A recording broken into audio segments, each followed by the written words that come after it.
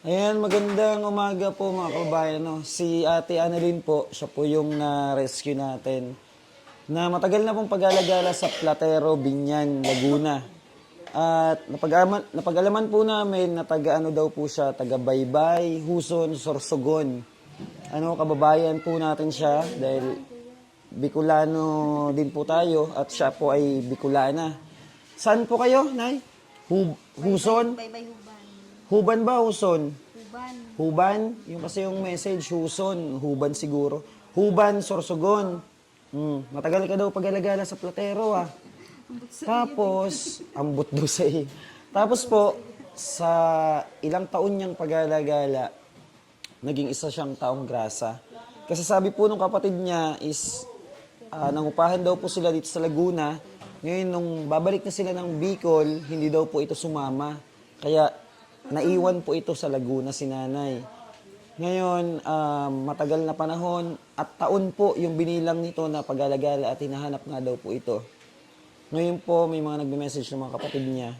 At ayon po sa mga sa mga tao po sa Platero, Binyan, Laguna, masungit daw po to at talagang nagagalit, ng babato kasi inaasar nga ng mga bata.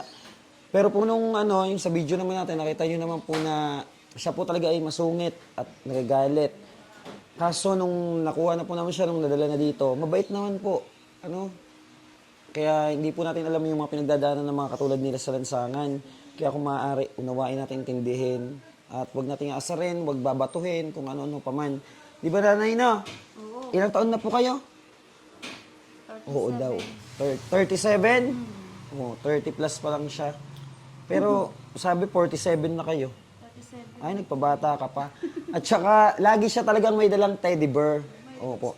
Bakit may dalang kang teddy bear at tawag sa'yo na teddy bear na? Mahilig ako sa TV. Mahilig sa teddy bear. Ngayon, nakakausap po siya na maayos. Pero nung una, nakita nyo naman talagang masungit siya. At pinutulan natin ng buhok. Ayan, sa tulong ng mga kasama natin, nila Ferdinand Muaram, nila Vintevi, Jojo Viajero. Kaso hindi pa po maayos, dadalhin pa namin sa paayusan ng buhok para mas maging okay. At ang payat na rin niya. At ang problema pa po, yung sa kanyang leeg, ewan ko po kung madadala ito ng therapy or ipapacheck up natin para mas maayos din. Bago po natin siya ibalik sa pamilya niya, siguro mapacheck up para makainom ng gamot. At sa Bicol po, meron din po doon rehabilitation na Kadlan. Yun po nire-request ng pamilya niya na baka daw po pwede maipasok to. Pero sa tingin ko, mabilis tong gumaling. Alagaan lang sa pagkain, tamang tulog at gamot. At saka yung pagmamahal din ng pamilya. Di ba, nanay? Nanay Annalyn. Ano apelido mo? Fihili. Ha? Fihili. Hindi Peli. Fihili. Apelido sa Ano ba yun? Hapita ba yun? Hapita? Fihili. Apelido sa nagam ko. Saro. Sinong agom mo eh? Dalaga ka daw. Wala kang asawa. Ikaw naman masyado pang nag-a-assume na may asawa ka. Wala daw. Sabi niya kasi nung nakaraan, dalawa daw yung asawa niya.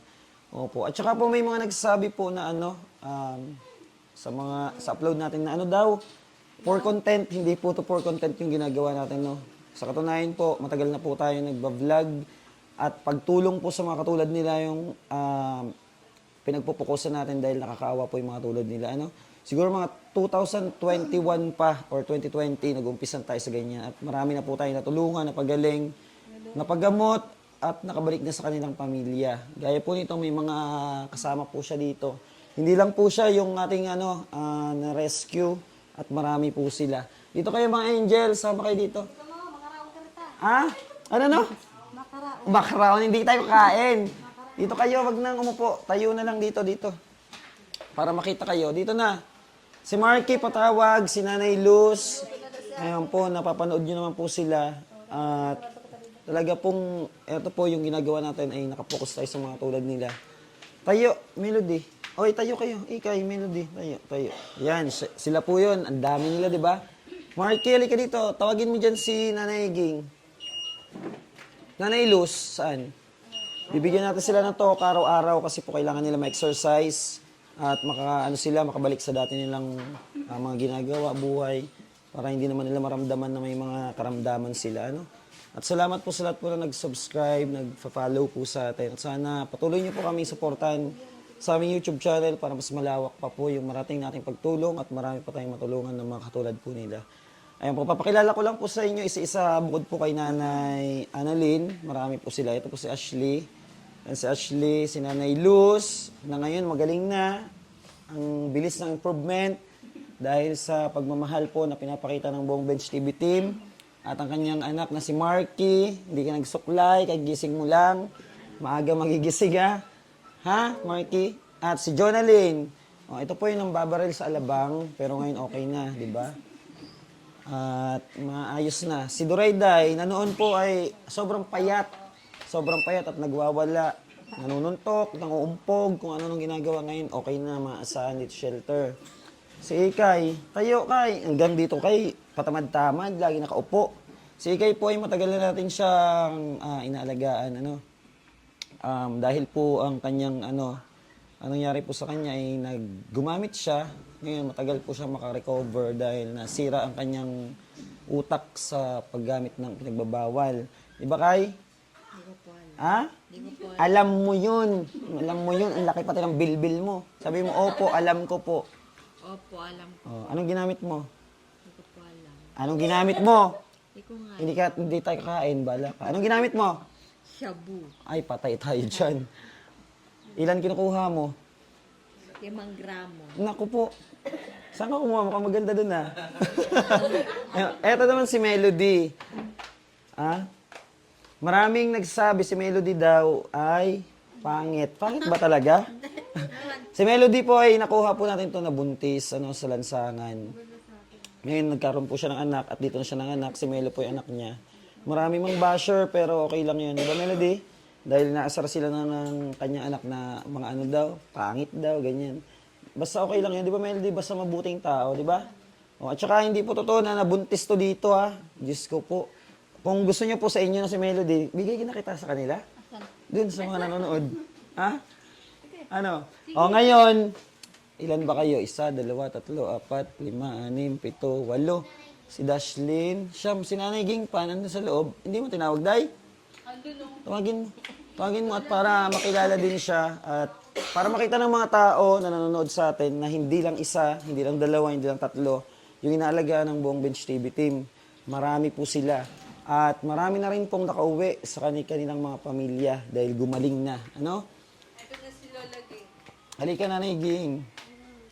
Oh, ito si Nanay Ging, taga Bacolod. Bacolod siya, di ba? Oh, patuloy pa rin po namin hinahanap yung pamilya niya kasi hanggang sa ngayon walang nagko-contact pati po kay Durayday. Ayan, o papuin niyo yung matanda kasi malambot na ang buto niyan, baka bumaloktot. Tapos, meron po tayong mga inaalagaan din na hindi sila uminom ng gamot simula na na-rescue natin. Ginawa lang po natin tamang kain, tamang tulog, tamang pagbibigay ng comfort, pagmamahal sa kanila, pangunawa. Kaya po, hindi po lahat ng mga katulad nila nakukuha lahat yung kagalingan sa gamot. Meron po talaga na kailangan na bigyan natin sila ng atensyon, tamang tulog, pagkain, pagmamahal, di ba? Ngayon, ang gagawin nyo, araw-araw na Luz, ikaw to ka, pwede po na kayo ang magpapaligo kay Nanay Annalyn. Okay. Kaya niyo yun? Opo. Magkano bayad? Wala po. Libre lang. Galing ni Nanay Luz, no? Napakabilis niyang gumaling. Basta maridalaw lang ako lagi. Sinong dadalaw? Si Ate Lydia. Si Ate Lydia, tapos sino? Yung kung... Yung mga kamag-anak mo. Opo. kung Yun po dumating kasi importante. Yung mahal kong ina ko, yun. Gusto mo rin dumalaw sa'yo? Yung ina ko. Yung nanay nyo. Yun po ang importante. Kahit po ganyan po yung kalagayan nila, dapat po dinadalaw din ng pamilya para nararamdaman nila na may nagmamahal pa sa kanila. Di ba, Nanay Luz? Oo. Ikaw, Marky, okay ka na? Okay na. Tapos sabi ng followers, tanggalin mo daw yung ipis sa ilong, ha? Anuin mo, bunutin mo. Ha? O kaya gupit. Ha? Tsaka huwag na mag-make up para pogi. Diba? O, magaling na rin si Marky, samantalang no, nagwawala yan. Sino pang hindi magaling? Ito, tulala pa. Kaya ilang drum para gamot? Tantrak. Isang truck pa daw. Diyos ko po. Ngayon, ang gagawin nyo, araw-araw, sinong magwawalis? Pagising ng umaga, dapat magwawalis. Sino? Sigurado ka? Tanghali na siya magising. Tanghali ka na daw magising. Ang dapat yung maaga nagigising, tapos kapag sinabi, dapat gampanan. Sino magwawalis? Araw-araw. Ako po, maaga magising. O, si Nanay Luz nakatoka na yan kay Nani Annalyn habang dito. Ikaw magwawalis. Sino maglinis CR? Si Dashlyn asan? Ikaw maglinis CR. Maglinis sa CR lahat dapat. Paano yung lahat? Tapos gamitin o bago gamitin, linisin. Okay, very good. Tama yon para Malinis. malinis. Para pag may kasunod, Linisin niya ulit. malinis. Pagkagamit niya. Oo, tama. Very good. O, palakpakan niyo naman si Nanay Luz. Ang galing na ni Nanay Luz, no? O, yun. Sa CR, hindi na kailangan ng toka. Pag gagamit ka, pag tapos mo, linisin mo. Melody, naintindihan? Naintindihan ba? Sagot. Apo. Opo. Ikaw, anong gagawin mo? Alam ko gagawin ito magwawalis. Ay, ikaw magwawalis. Akala ko ikaw lang kakain eh. Mahilig kasi sa pagkain. Magwawalis ikaw, ano? Tulalers. Magpupunas ng mga rehas. Ayun o, rehas. Ayun, ano pala. Tama yan yung mga, pader, yung ganyan, grills, ha? Ikaw, anong gagawin mo? Mga away lang. Ano? Anong gagawin? Anong lilinisan mo? Tapos maligo, nanisan po. Hindi, yung gagawin. Anong gagawin sa araw-araw? Map. Kaya mo mag-map? Opo. Yun ang gagawin, ha? Tapos, kayo kailangan alternate. Ngayon, linis. Bukas, exercise sa labas. Lalabas kayo. Kahit saan nyo gusto pumunta. Gusto nyo pumunta na kayo ng Cubao, Pasig. Di ba? Sanay ka doon, Lino? Yun, ganun ang gagawin, ha? Sasama kay Kuya Win TV para mag-exercise. Ha? Si Kuya Ferdinand Muaram nyo naman dito, sila mag-monitor sa inyo habang naglilinis. Tapos kayo nagluluto. Sila kay Jojo nyo dyan, tagapainom ng gamot nyo. Pag naalis kami silang may iwan. Dapat naka-organize dito, dapat lagi malinis dahil mahirap magkasakit. Ganyan, di ba? Nagkaubo. O lahat nagkaubo. Ikaw na, anong gagawin mo? Halika din, tanungin nga kita, anong gagawin mo araw-araw? Nay, tayo. Tindog. Gigibo na ako sa luwas, di paghapon kami. Ano gibuon mo sa luwas? Para may gigibuon. Migkaralakaw. Migkaragi? Makaon sa luwas. Makaon sa luwas. Maganda ba yung teddy bear mo? Magayon? Siyempre magigsi. Ay, magayon. Ano ngaran kan? Teddy bear. Teddy bear. Teddy bear lang ang pangalan. Ngayon, ito na yung inyong basahan. Gumawa lang tayo improvise na basahan para makapag-list kayo. Kasi yung basahan na bilog na naman yun? Naglalagas-lagas, pangit kakalat lang. Maglilinis ng habang sino magmamap? Kunin na yung magmamap. Sino magmamap? Kuhanin. Siguro, anuan mo siya, Jonalyn, tulungan mo sa Ashley map. May downy dyan para malinis. Ikaw, Dorayday, anong gagawin mo? Walis muna bago map. Nanay Luz, for the meantime, Nanay Luz, muna kayo ng mga grills, Ikay, dito, Marky. Linisin yung mga pader-pader, punasan, Ikay, tayo. Yung mga hindi hayaan na muna natin sila para hindi yung isip nila ma-stress. Gaya ni Ate Annalyn. Sino pa wala? Ikaw, maglilinis ka? Tapos yung mga bintana, yung mga bintana, pagkatapos yung mag-map, hawakan niya to. Para may kayo. Kailangan malinis, Downihin yung sahig, yung mga bintana, kuskusin. Lahat ng pwede kuskusin, ha? Opo. Pati yung mga singit nyo maitim, kuskusin. Maitim sa'yo? Huwag ka ma. Sa'yo, Nay, maitim? Ay, makinis si Nanay Luz, Sa inyo, maitim, no? May timan sa iyo. Sa'yo daw maitim. Sa'yo daw maitim. Ha? Sa kanya maitim, no? Alam niya. Sabi ko sa'yo, maitim yung sa'yo, Eto kaya, Annalyn, ito, maitim. Maitim ba to? Ha? Ano? Maputi. Eto. Laging tulalers. Nag-iisip? Ewan ko, nag-iisip niyan. Nag-iisip niya siguro kung saan siya kukuha. Ano kay? Oo daw. Tumayo ka na dyan. Kikilos-kilos mo yung katawan mo at ang laki mo na. Mag-ano kayo doon sa labas ng sabon. Oy, anuan mo yun ng sabon doon sa labas. Ng sabon, sabunan mo. Yan. Ganyan ang gagawin nyo araw-araw, ha? Para na-exercise kayo at hindi na-steady yung katawan nyo. Ayan. Salamat kay Ferdinand Muaram nag-video sa atin. Nanay Luz, basain po yan, ha?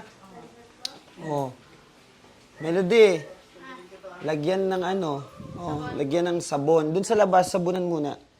At ayan po yung ating update. Ayan si Nanay Annalyn. Thanks kay Lord. Nanay Luz, pakiayos naman yan, yung ano natin. Ha? Pakiayos na lang po yung mga kinainan dyan. Ano, okay na kayo dyan? Dapat natin magdagdag ng ano, no, mga gamit sa paglinis. Kasi kulang. Ayan, dapat malinis pati dito sa labas ha, wawalisan. Bigyan mo dyan, Ashley.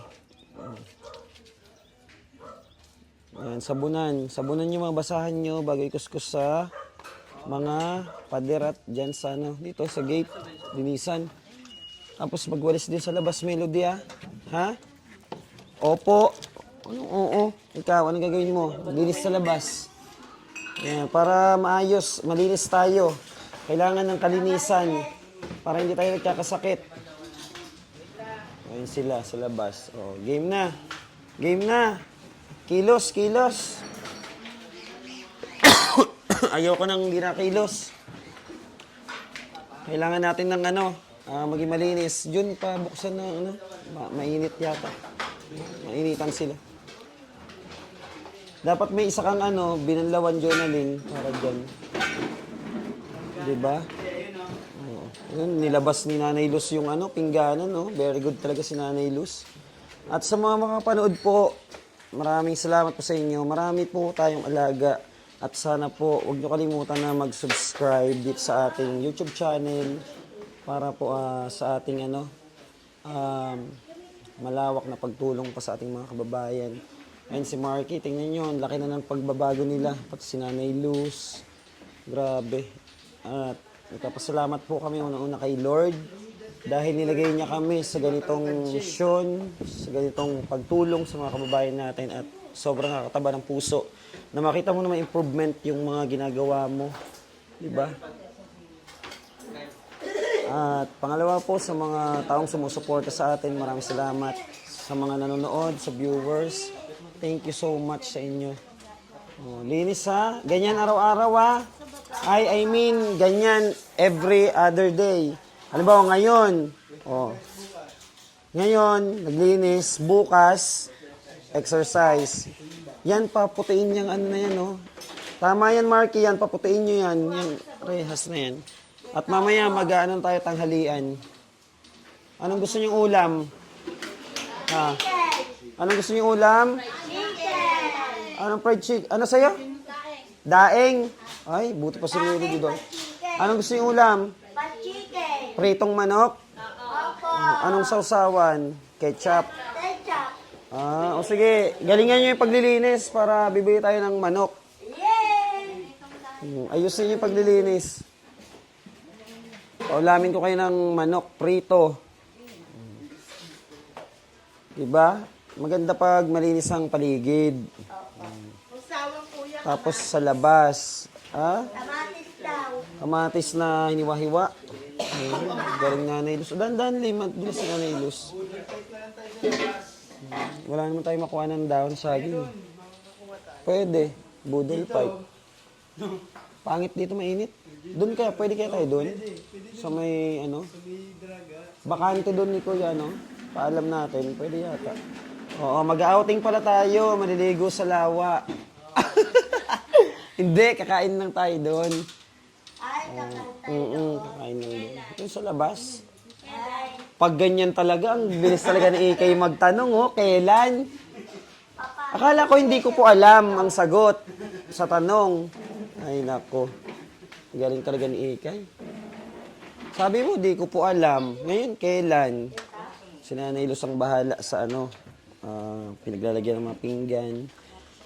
At ano, sana po, patuloy nyo kami suportahan, panoorin. Huwag nyo kaming pabayaan at sana tuloy-tuloy ang Panginoon. Napakalaking tulong po niyan. Maraming salamat po at ito po yung activity nila ngayong araw. At sana po patuloy nyo kaming subaybayan. Thank you so much. Babay na kayo mga angels. Bye-bye! God bless you more mga kababayan. Thank you so much.